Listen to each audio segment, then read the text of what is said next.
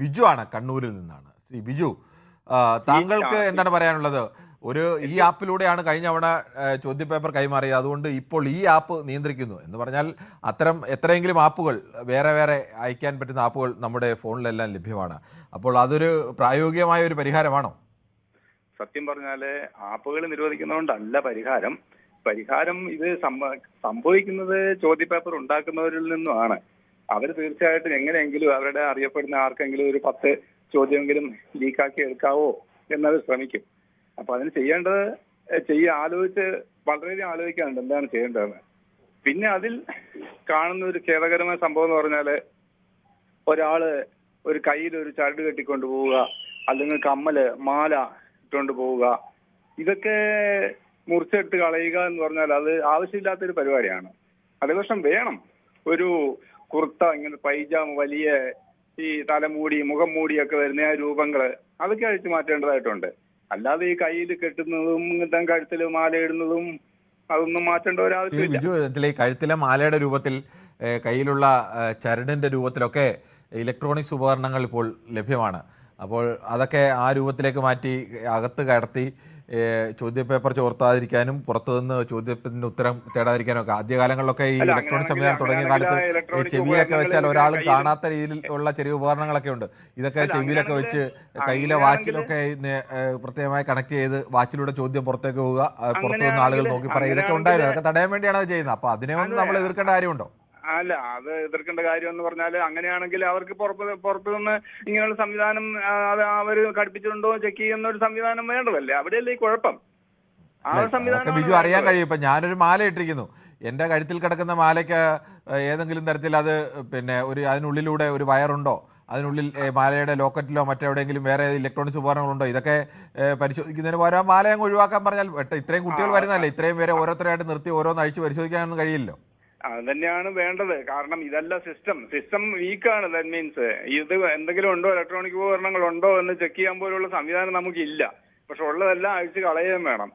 അല്ല, അതല്ലേ നടക്കും. ഇത്രയും ലക്ഷക്കണക്കിന് കുട്ടികൾ എഴുതുന്ന ഒരു പരീക്ഷയ്ക്ക് ഓരോ കുട്ടിയായിട്ട് നിന്ന് ഇലക്ട്രോണിക്സ് ഉപകരണം ഉണ്ടോ എന്ന് ഓരോ കുട്ടിയായിട്ട് പ്രത്യേകം പരിശോധിക്കാനൊന്നും കഴിയില്ല. അപ്പൊ സ്വാഭാവികമായിട്ട് ഇത്തരം കാര്യങ്ങളൊക്കെ ചെയ്യേണ്ടി വരും. അതിലൊന്നും നമ്മൾ എതിർക്കേണ്ട കാര്യം. അല്ല, ഒരാളെ ഒരു മുമ്പിൽ നിർത്തിയിട്ട് മുറിച്ച് കളയുന്ന സമയം അത് മുറിച്ചിട്ട് വന്നാൽ മതിയല്ലോ. അവിടെ വന്ന് മുറിക്കാൻ എന്തിനാ നിൽക്കുന്നത്? നേരത്തെ മുറിച്ചിട്ട് വരാമല്ലോ. ഇതൊക്കെ കുട്ടികൾക്ക് അറിയാമല്ലോ നേരത്തെ. അല്ലാതെ അവിടെ വന്ന് അറിയുന്നതല്ലോ, അന്ന് അറിയുന്നതല്ലോ ഒന്നും.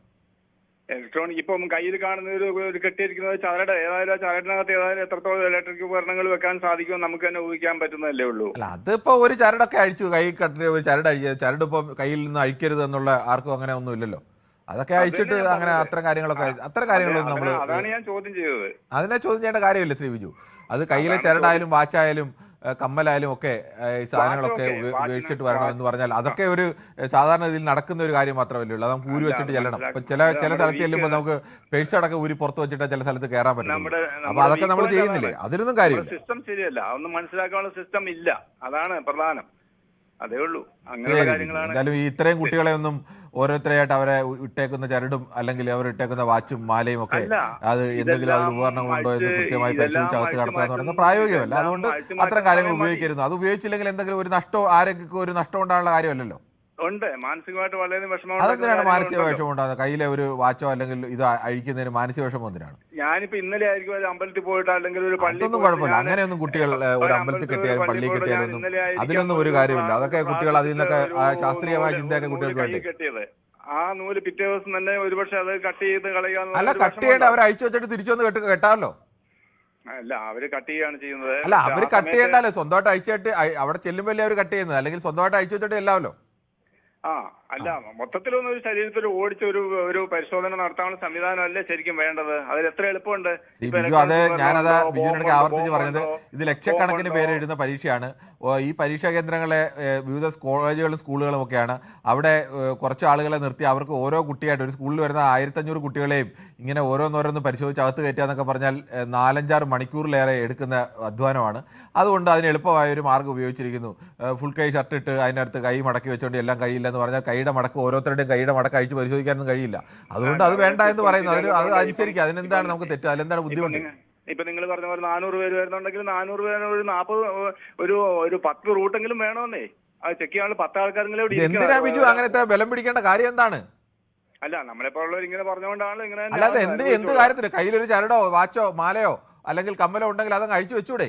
അതിന് ബലം പിടിക്കേണ്ട കാര്യമുണ്ടോ? അതെ, ഇതൊന്നും മനുഷ്യന് അവിഭാജ്യമായ ശ്വാസം എടുക്കേണ്ട അവിഭാജ്യമായ ഘടകമൊന്നും അല്ലല്ലോ. അത് അഴിച്ചു വെച്ചിട്ട് കയറുക, അത്രേ ഉള്ളൂ. അതെ, നമ്മളെപ്പോലുള്ളവർ ഇങ്ങനെയുള്ളവർ പറയുന്നതുകൊണ്ടാണ് ഇങ്ങനെ തന്നെ തുടർന്നുകൊണ്ട് പോകുന്നത്. അല്ല, അങ്ങനെ വേണമെന്നാണ് എൻ്റെ അഭിപ്രായം. അല്ലാതെ എൻ്റെ കൂട്ട് ഇത് അഴിച്ചു വെപ്പിക്കുന്നത് എന്തോ വലിയൊരു തെറ്റാണെന്ന് എനിക്ക് അഭിപ്രായമില്ല. അങ്ങനെ അഴിച്ച് വെക്കണം എന്ന് പറഞ്ഞാൽ ഒരു സ്ഥലത്ത് പട്ടാളത്തിൽ ചില ടെസ്റ്റിന് ചെല്ലുമ്പോൾ നിങ്ങൾ ജട്ടി മാത്രമേ ഇട്ടുകൊണ്ട് നിൽക്കാൻ കഴിയൂ. അപ്പോൾ എനിക്ക് ജട്ടിയല്ല, എനിക്ക് അവിടെ ബെന്നിയൻ ഇട്ടുകൊണ്ട് നിൽക്കാൻ കഴിയുമെന്ന് പറയാൻ കഴിയും. അത് അവിടെ ഒരു ആ ശരീരത്തിൽ മറ്റൊന്നും ഇല്ല എന്നത് അറിയിക്കാൻ വേണ്ടി അവർ അണ്ടർ ഉപയോഗിച്ചുകൊണ്ടാണ് നിൽക്കുന്നത്. അത് അങ്ങനെ നിൽക്കേണ്ടി വരും. അപ്പോൾ അവിടെ എനിക്ക് പാൻറ് ഇട്ട് നിൽക്കാൻ പറ്റുമെന്ന് പറയുന്നത് ശരിയാണ്. ഇതൊരു സിസ്റ്റത്തിലെ പോരായ്മയല്ല, നമ്മുടെ ചിന്താഗതിയിലെ പോരായ്മയാണ് ബിജു.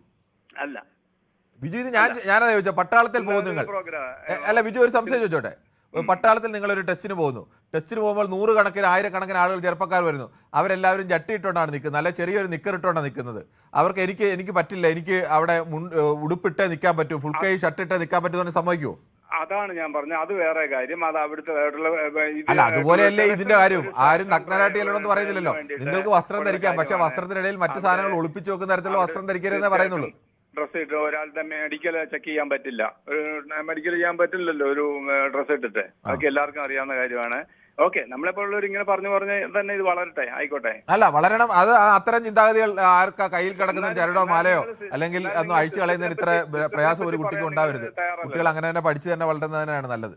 സിസ്റ്റത്തിനെ പറ്റി പറയാൻ നിങ്ങൾ തയ്യാറല്ലോ, അതാണ് നമ്മൾ കുഴപ്പം. ആ സിസ്റ്റം നല്ല സിസ്റ്റമാണ്, നല്ല സിസ്റ്റത്തിനെ എതിർക്കുന്നത്.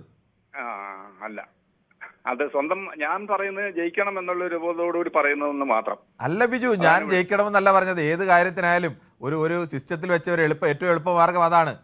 ഞാനൊരു ഡ്രസ്സ് ധരിച്ചിട്ട് ഞാൻ പറയുന്നു എന്റെ ഫുൾ കൈ ആണ്, ആ ഫുൾ കൈക്ക് ഒരു 10 പോക്കറ്റുള്ള ഷർട്ടൊക്കെ ഞാൻ ധരിക്കാറുണ്ട്. അതുകൊണ്ട് ആ ഷർട്ടും കൊണ്ട് ഞാൻ ഇങ്ങനെ ഒരു പരീക്ഷയ്ക്ക് എന്നാൽ അവർ സമ്മതിക്കില്ല. അവർ പറയും അത്ര ഷർട്ട് അനുവദിക്കില്ല എന്ന് പറയും. അല്ലാതെ ആ ഷർട്ട് ഊരി വെക്കുക എന്നല്ല പറയേണ്ടത്. ആ ഷർട്ടിനകത്ത് എന്തെങ്കിലും ഉണ്ടോ എന്ന് പരിശോധിക്കാൻ. അല്ല, അതൊക്കെ പ്രായോഗികമല്ല ബിജു.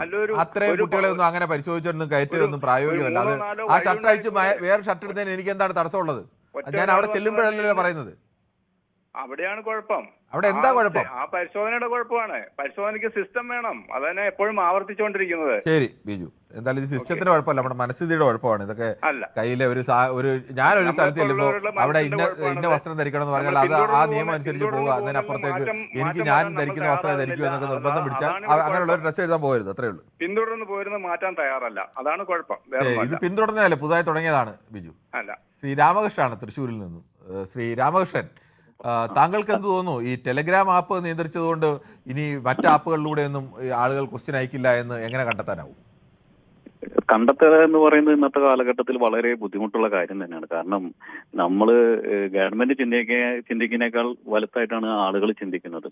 ഇതിന്റെ ഒരു വിതരണം, അതുപോലെ ഇതൊക്കെ പ്രിന്റിങ് ചെയ്യുന്ന സ്ഥലങ്ങള്, അതുപോലെ ഇതിന്റെ ഒരു ഗതാഗതമൊക്കെ ഉണ്ടാവുമല്ലോ, ആ സ്ഥലങ്ങളിലൊക്കെ തന്നെ വളരെ വലിയൊരു ട്രാക്കിങ് ഇതിന് ആവശ്യമാണ്.